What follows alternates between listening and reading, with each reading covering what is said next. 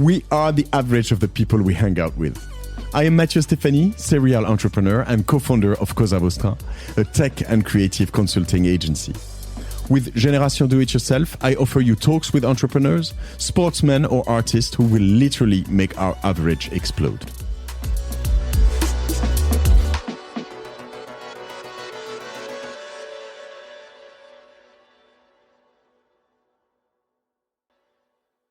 Well, there's a neat saying in genetics that parents are environmentalists until they have more than one child.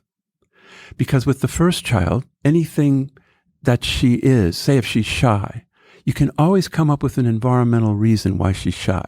And if you ask parents, why is your child shy? It's always because of my wife, anyway. So, well, most people. She's smart, so maybe I no. Yeah, but most people would give you one of two answers. They'd say it's because I took her out too much when she was young. Yeah, okay. Or I didn't take her out enough when she's young.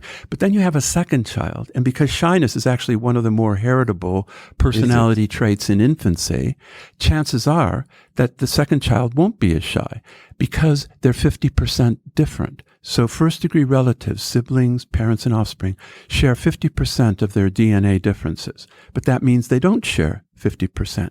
So genetics predicts that kids in a family will be different from one another.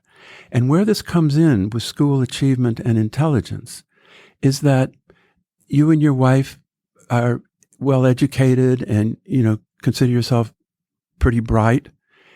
But chances are, on average, if you take parents like you, your children will have a substantially lower IQ and educational achievement.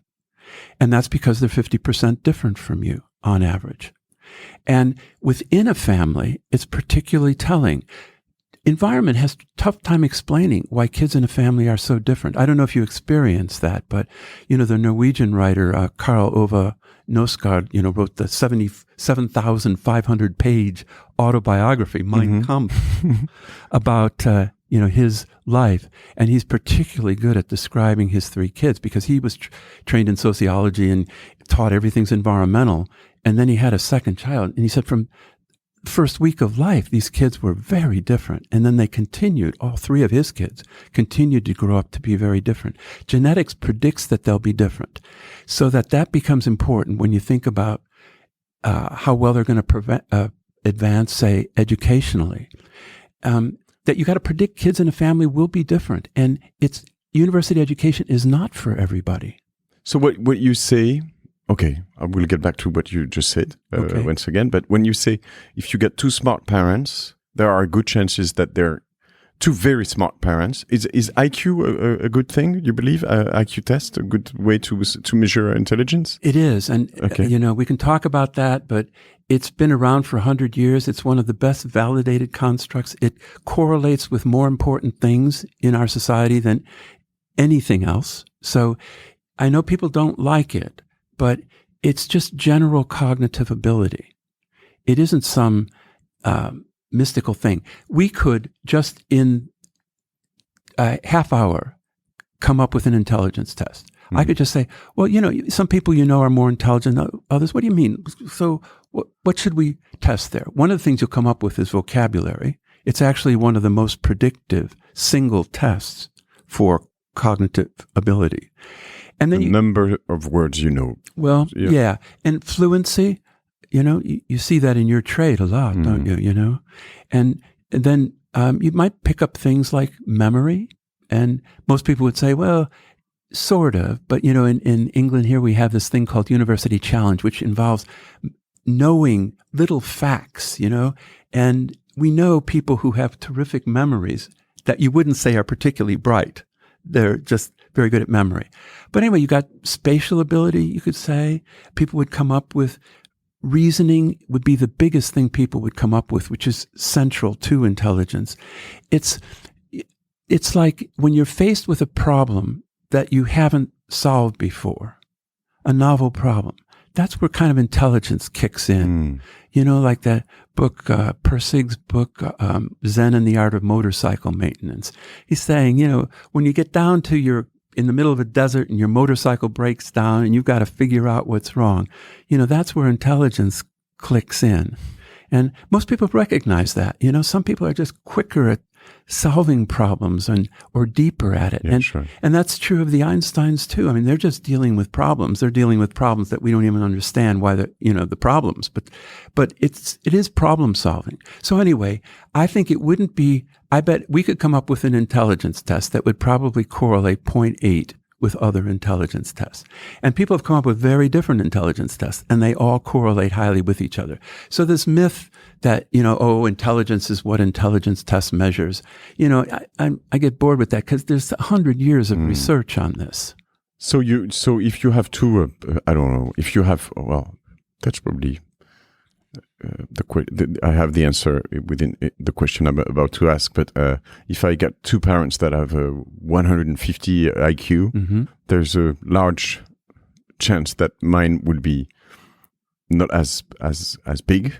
Yeah, on average even. On average, you could say if you took a lot of parents like that, the average IQ of your children will be 125. Okay. And that's because it's 50% heritable.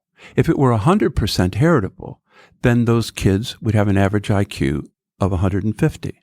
Okay. But instead, they'll have an average IQ of 125 with a big range around that, a normal distribution around it, which means some of them will have below average IQs from parents with IQs of 150. And that's the point I'm trying to make, is that if you don't recognize that kids are different genetically, your first child does well at school and the second one doesn't. And you think, what's wrong? Are they lazy or, what's their problem? But they do differ in terms of that sort of aptitude. And to think that we use this golden yardstick of educational achievement to grade everybody is silly because, I don't know that we need so many people at university. We need more like Germany and Switzerland with their apprenticeship systems that teach kids things that they'll get a job at the end of it and that pays for their university tuition while they go. So this is important to me because I read at an early age. My parents didn't go to university. We didn't have a book in our house, literally, except the Bible. You've read it several times? No.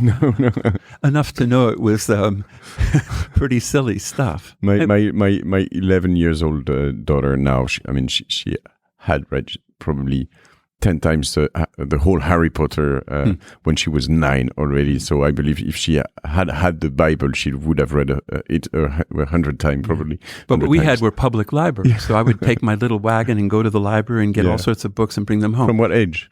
From about 4 or 5. Did you do a DNA test yourself? Do you know everything about all of these things about you? Okay, we'll get back to that. Okay.